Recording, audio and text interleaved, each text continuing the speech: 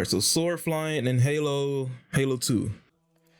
Hello, today I'm going to be giving you a quick and simple tutorial on how to do sword flying when trying to get into the Halo 2 What speed. the?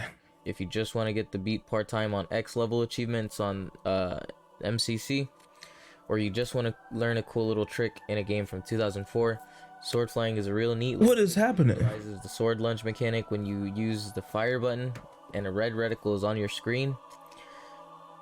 In the Halo 2 campaign, there is a split-second delay between when you switch weapons and your reticle adjusts to the other weapon, changing from red to blue. No, this is broken. In the Halo 2 campaign, So you gotta there is put the a reticle on split-second it. delay between when you switch weapons and your reticle adjusts to the other weapon, changing from Switch? red to blue. This is because each different weapon has like a different distance to where the red reticle is at, and that's what allows us to lunge super long distances. So now to get down to business, you want to switch weapons, reload, and then fire, all in quick succession but as separate inputs. You want these Switch weapons, reload, and fire. cancels the animation for switching weapons, allowing for the fire input to come immediately after, and you don't have to wait for the animation to finish. The trickiest part of the glitch though is timing it.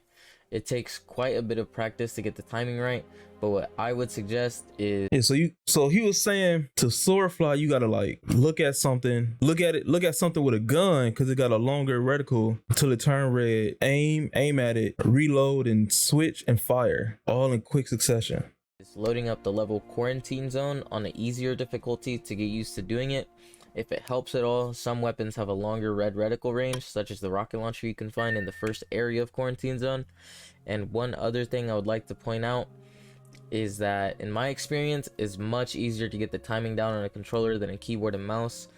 For me personally, I cannot for the life of me seem to get it down consistently on a keyboard and mouse.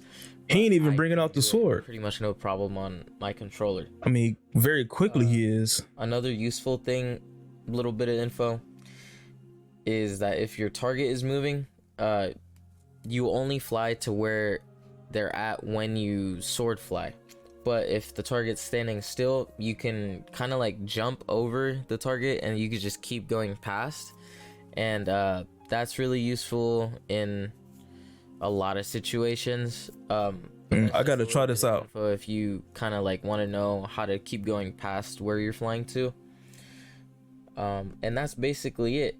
I hope that this helps you out, because this kind of was something I was super confused about when I was trying to learn it. It really just needs a lot of practice, and I'm trying to like study his movement until you get it consistently. I was never good at sword flying, to be honest. Some people make it look so really smooth. Cool once you can pull it off. Yeah, he making it look so easy. I was trying to like study his movements for real. Other weapon changing from allowing for the fire input to come immediately after, Cause I want to try this. Animation to finish. The trickiest part of the glitch though is timing it. It takes quite a bit of practice to get the timing right, but what I would suggest is loading up the level. Once I get this figured out, once I get this down, get used to doing it. If it helps at all, Halo 2 is gonna be a problem. Red reticle range, such as the rocket launcher you can find for the enemies, not for me. Quarantine Zone. And one other thing I would like to, if I could fly around with my Wolverine claw, in my experience, it's over for everybody. Timing down on a controller than a keyboard and mouse.